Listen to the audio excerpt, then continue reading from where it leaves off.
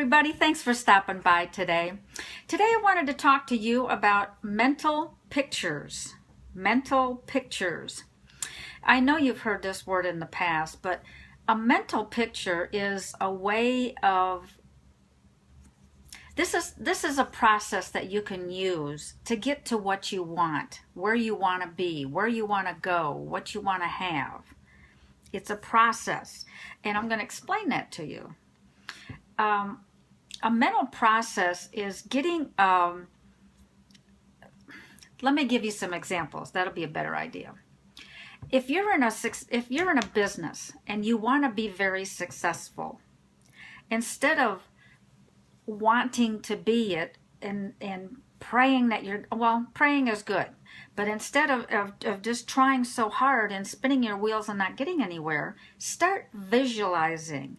Start getting a mental picture of what it would be like for you to have that successful business, what it would feel like, what your business would be like, the type of the many numbers of people that would be in your business.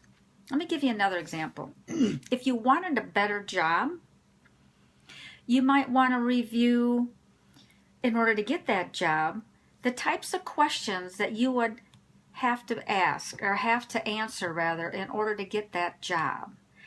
Think about what your answers would be. Why you would be the person for that job. Why you would be the perfect candidate to be that part of the team that they need for that job. Okay, still haven't figured it out yet. Okay, let me give you another example. A pianist, that who plays piano, that who plays keyboard, that who plays the organ, like myself, we visualize and we review the whole music score, or the music from beginning to end in our heads. We review it, we practice it, and we go over it and over it in our mind. That way, when we play it, we're actually putting our heart and soul into the music, and we remember it so much better. Not convinced yet? A golfer. How about a golfer? When you see a golfer stand there, and some people I've heard say, well, hit the darn ball. They will. But what they're doing is they're reviewing the shot. They're visualizing the shot, the ball, as they hit the ball off the tee, and where it's going, the flight path that it's going to take, and where it's going to land on the green. That's visualizing. That's getting a mental picture of that shot. Not convinced yet? You know the Hilton hotels. Hilton hotels are everywhere, all over the nation. Conrad Hilton, actually, as a young boy, visualized and had a mental picture of himself operating and owning hotels. He knew how he wanted it to look. As he grew up, he already knew what the interior was going to look like, the color scheme, everything about the hotel, and how it was going to run since he was a little boy. And bam, what has he got? When it came time for him to build hotels and have this huge multi-billion-dollar franchise, it was easy because he had already visualized it over and had the mental picture in his mind.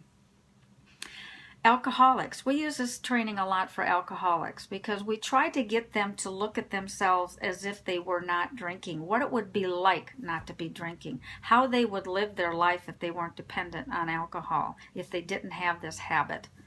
And we use that a lot with alcoholics. Another one would be dancers.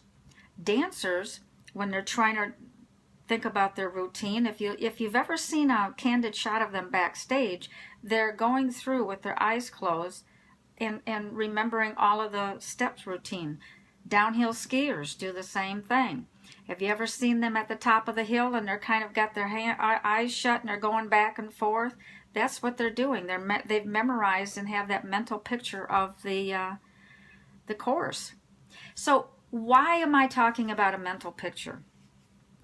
Because if you want to get anywhere or change where you're at today, you need to get that mental picture in your head. Because if you don't, you're going to stay exactly where you are.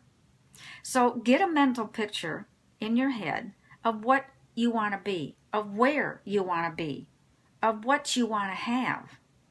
And then you need to visualize it over and over again, what it smells like, what it feels like, what it